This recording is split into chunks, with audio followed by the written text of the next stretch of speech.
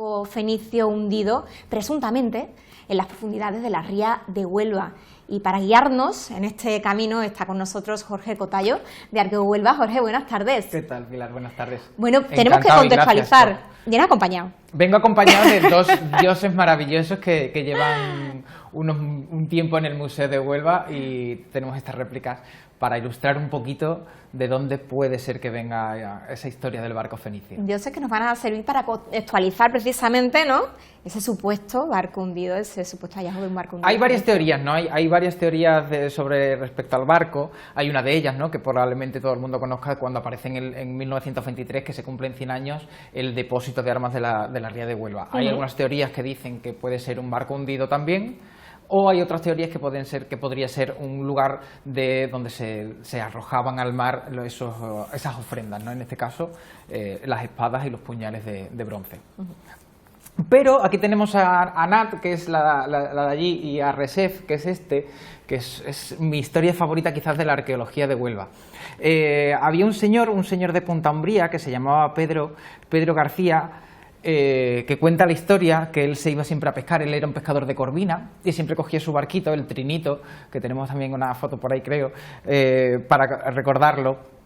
Él cogía el barquito y se iba desde Punta Umbría a lo que se llama la Barra de Huelva, ¿no?, lo que es casi más o menos por donde está entre Mazagón y el Vigía. Ajá. Por ahí, lo que se llama el Canal del Padre Santo. Y él iba allí no solamente porque sabía que allí había buena pesca, que también lo sabía, sino porque él continuamente a lo largo de la historia iba sacando plomos, llama él, y trocitos de embarcaciones. Entonces él sabía que probablemente allí había un barco hundido del cual él algún día probablemente sacara un tesoro. Así, un día tras otro, su mujer y su familia le decían: este hombre se está volviendo loco, hasta que un día de primavera, de no sé muy bien qué año, del 60 y algo, saca las redes y ve Pedro que pesan mucho. Las echas a la proa del barco, del Trinito, y cuando llega a Punta Umbría dice que tras dar los golpes de rigor, dice que coge uno de esos bultos y le da los golpes de rigor en la proa y se le descascarilla justamente. Esto sabemos, ¿no?, que cuando llevan muchos años dentro del agua se le crea como una costra que no deja ver lo que hay, ¿no? Pero se le quita justamente la parte de la cara y él piensa que es de oro y le ve la cara a este dios maravilloso, que es el dios de la guerra y el dios del mar y del océano, que es el Resef, lo que para nosotros sería a día de hoy casi el Hércules contemporáneo, o sea, el Hércules griego, ¿no? Pues ese señor se llega a casa no solamente con esta estatuilla, sino que en el otro bulto aparece la otra diosa. Es decir, no encuentra un tesoro, sino que encuentra dos. O sea, es asombroso. O sea, demostrando además que estaba en lo cierto, ¿eh? Claro, entonces ese señor insistiendo se vuelve loco y llega a casa y la gente se preguntaría: ¿y por qué una caja de Colacao, verdad? Llega a casa diciéndole a Pepi y a su señora que había encontrado el tesoro que andaba buscando, y Pepi, tras limpiarlo con vinagre, lo guarda en una lata de Colacao exactamente como esta que tenemos. Mira, ahí aquí estamos viendo a Pedro de joven. En una lata de Colacao exactamente como esta. ¿Qué pasa? Que se llevan 30 años metidos en esta lata de Colacao, en una casa cualquiera de Punta Umbría, de un pescador de Punta Umbría. Las cosas del destino llevan a que Pedro conoce en Punta Umbría a un alemán que seguramente en este programa habéis hablado alguna vez de él, porque es un apellido bastante famoso además en Huelva, que es el apellido Klaus. Claro. Uno de esas sagas, ¿no?, de ese alemán que tiene interés por la arqueología, y el Klaus le decía que nunca se desprendiera de esos objetos y que se lo iba a hacer, que lo hiciera con él, claro. ¿Qué pasa? Que en este caso el señor Klaus tiene un amigo fotógrafo que le hace unas fotografías. Esto parece de repente se convierte en una película de espías y de absolutamente apasionante, además, totalmente, porque al señor fotógrafo se lo llevan a la Sierra de Huelva con los ojos tapados para que no sepa dónde está, y le ponen las estatuillas delante, le hace la foto y ya nunca más. 30 años después, en una revista científica se publican esta imagen, que es una que también tenemos por ahí, y el director el director del Museo de Huelva dice: pero ¿y esto? Porque encontrada en las proximidades de la ría de Huelva. Y entonces el director dice: ¿cómo es posible? Esas dos figurillas, ¿dónde están? ¿Qué ha pasado con ellas? Lo denuncia la Guardia Civil, y la Guardia Civil comienza lo que se llama la Operación Tartesos. Porque casualmente la foto sí está firmada, pone P. White, Instituto Arqueológico Alemán. Entonces, claro, la Guardia Civil empieza a tirar del hilo, localiza al tal P. White en Madrid, y el señor le dice que es un señor de Punta Umbría que se llama Pedro y que poco más puede contar. La Guardia Civil llega hasta Pedro y le pregunta: oiga, ¿es verdad que usted tiene esto? Él en ningún momento lo niega, él dice que sí, pero que solamente, le hacen entender de la magnitud, ¿no?, de este hallazgo. Son de las casi, por no decir de las primeras figurillas de época fenicia que aparecen en la provincia, o sea, que aparecen en todo Huelva. Entonces tenían un valor incalculable, ¿no?, que es el valor que tienen estas figuras. Entonces Pedro dice eso, que siempre y cuando Pepe y su señora dé el beneplácito para devolver las figuras, es cuando se van a devolver, porque las figuras es verdad que nunca estuvieron expuestas en casa, siempre estuvieron en ese bote de colacao, pero para Pedro eran su rey y su reina. O sea, y para la familia eran los muñecos, que eso a mí me fascina, ¿no? Los muñecos, y a día de hoy le siguen llamando los muñecos. Ahí estamos viendo a Pedro, mira, en esa foto es maravillosa porque estamos viendo a Pedro y a Pepi junto con la Guardia Civil y junto con el que era director del museo y Carlos Toledo, que era el notario de Punta Umbría, donde dan fe de que es una donación, de que él en ningún momento ha cometido ningún delito y que las está entregando voluntariamente. Lo único que Pedro pide en ese testamento es que en el Museo de Huelva haya una placa donde ponga que son donadas por él. Actualmente no lo pone, pero estamos luchando y hemos hablado además con la directora del museo para que sí se le haga ese homenaje. Ahí están los dos, el trinito es el barco. Hay mucha gente que nos dice que el trinito estuvo muchos años en Punta Umbría y que todos los niños de Punta Umbría jugaron encima del trinito. Y es verdad, el trinito hasta que se desmonta, desgraciadamente, se encontraba en la ría de Punta Umbría y el paso del tiempo fue destruyéndolo, ¿no? La cosa es que gracias a este hallazgo se plantea en algún momento el poder buscar, porque Manuel Osuna, el que es director del museo en ese momento... fue director del museo... de hecho, ahí estamos viendo la prensa de la época, ¿no?, con la entrega de... Porque la prensa, por supuesto, se hizo eco de... Por supuesto, sí, de repente era recuperar estas dos estatuillas, se hizo, claro, con la operación merecía titular, claro que sí. Y recogió muchos días la prensa. Y ahí estamos viendo que pone, se lee regular, que pone, pero que una prospección se va a hacer arqueológica para buscar los restos de ese barco, de ese posible barco en la ría. Porque el exdirector fue el que planteó, ¿no?, que estas dos figuras podrían pertenecer a un barco. En época fenicia, los barcos, casi igual que casi la contemporaneidad, tienen una pequeña capillita, que probablemente es de donde procedan estas dos estatuillas. Es apresurado. Es verdad que hay fuentes y hay, sobre todo, también leyendas que cuentan que ese barco no existe, hay otros que aseguran que sí. Por ciertos arqueólogos, sobre todo subacuáticos, es muy complejo, ¿no?, el saber, o el hecho de intentar buscar algo, o el hecho de darle difusión a algo cuando tampoco se sabe que está. Sobre todo porque no es lo mismo que en tierra. En el momento en el que el Estado español sabe que hay algo bajo el agua, está obligado a sacarlo. Y es Huelva. Todos podemos poner el dinero y la implicación que eso necesita, ¿no?, desgraciadamente. Sería un sueño porque sería el primer barco fenicio encontrado en la costa de Andaluza.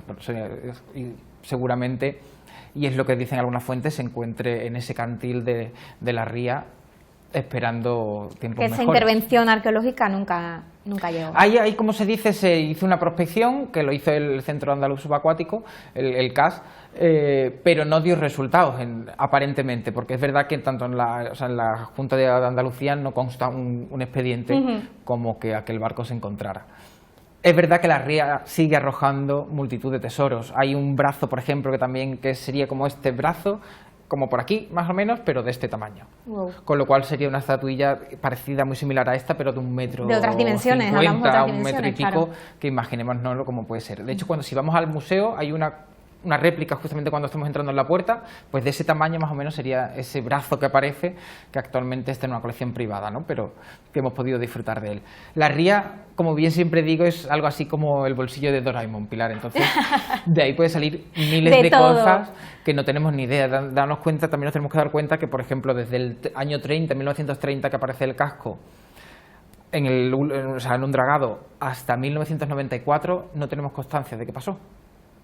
Entonces, no podemos saber. Es verdad que la ría es un poco compleja, porque es un poco compleja, sobre todo por visibilidad, pero le hace falta mucho trabajo, y si ya no le hace falta mucho trabajo y mucha difusión a lo que es la ciudad, imaginémonos lo que hay bajo el agua, ¿no? De hecho, hay quienes defienden que este barco nunca existió, pero hay otros muchos que dicen y aseguran que no solamente hablamos de un barco, que hablamos de más de un barco, seguro, en las profundidades de nuestras rías. Hablamos de un barco y obviamente no solo Fenicio probablemente haya uno. Hay varios puntos donde no se han llegado a estudiar, ¿no? Justamente en las confluencias del Tinto y el Diel hay como una especie de hondanada donde no sabemos qué puede haber. El bolsillo de Doraemon, lo que tú dices. Son 20 metros, no son 4.000 como los que tenían que ver para bajar a ver el Titanic, son 20 metros que está cerquita, con lo cual esperemos que en un futuro, y más ahora, ¿no?, que hay esa fusión entre el puerto y la ciudad, y que parece que por primera vez, ¿no?, al ser también de un mismo color, parece que en ese sentido nos vamos a poner de acuerdo. Ojalá sea un momento para dar visibilidad a eso, ¿no? Tenemos de verdad muchas constancias de barcos, por ejemplo, en Cartagena o en Cádiz, ¿no? Pero ¿qué pasa con Huelva? Cuando Huelva siempre ha sido una ciudad portuaria, ha sido un puerto con ciudad, más que una ciudad con puerto. Desde luego, si hablamos de que los astros se alineen, es el momento de Huelva, sin duda. Sin duda, es el momento de eso, ¿no? De darle difusión y ¿por qué no? Que la gente sepa que puede ser que haya un barco, puede ser que haya, puede ser que no haya un barco fenicio. Probablemente, y quiero confiar en que lo hay y que, como bien decimos en ese post de Instagram, que probablemente contenga toda su carga en el interior. Algo bueno, positivo, que no ha podido ser expoliado, porque si tampoco la gente sabe exactamente dónde está, y la visibilidad y las corrientes y todo esto no lo hacen fácil, pero tampoco lo hacen fácil para que la gente pueda expoliarlo, ¿no? O sea, hablaríamos de un hallazgo, de un tesoro absoluto, que es ese barco lleno de infinidad de tesoros en su tesoros, en su interior. Porque, o sea, un tesoro físico, como podrían ser estas dos estatuillas, pero un tesoro a nivel de información. Por supuesto, o sea, la información un legado en sí. Que nos puede dar ese barco, supongo, ¿no? Y yo haciéndome unas cábalas, pues supongo que si está el barco podemos saber si iba saliendo, si iba entrando, si se estudia, supongo que se sabe dónde está la proa de la popa, si está, si no está, pero supongo que son muchas preguntas que se nos crean. Luego hay, por ejemplo, en la puerta del museo también, cerquita de ese resef, hay un ancla gigante de un barco romano también, o sea, una parte de un ancla que si ves en la reconstrucción del ancla te das cuenta de cómo sería ese barco de enorme, y también apareció en la ría, o sea, hay una serie de hallazgos que han ido produciéndose en la ría maravillosos, ¿no? El incidir y el buscar este barco puede ser un proyecto maravilloso, un proyecto de investigación que puede dar muchos años y mucho trabajo de cara a futuro, ¿no? Ay, Jorge, adentrarte en estas historias apasionantes fue lo que te llevó a crear Arqueohuelva. Tal cual, mira, yo recuerdo, yo siempre lo cuento, que cuando yo era muy pequeñito nos llevaron con el cole al museo y o sea, no recuerdo nada más que el carro de la joya. O sea, tú recuerdo que entrabas en los 90, había en el fondo donde está el tesoro de la joya a día de hoy, estaba una reconstrucción de un carro que dista mucho probablemente de la realidad, porque se parece más al carro de Ben-Hur que a un carro tartésico, pero al ser todo tan dorado, el espejo, lo tengo en mi cerebro y tendría quizás 6, 7 años la primera vez que entro en el museo. Y yo recuerdo y sé, ¿no? Por ejemplo, nos llevaron una excavación también con el cole, entonces todo eso se ha ido quedando en mi cerebro. De hecho, hay por ahí fotos de la exposición que hicimos en el puerto, y casualmente, esa misma mañana que inauguramos, casualidades de la vida, que llegó una profesora que fue profesora mía en el preescolar.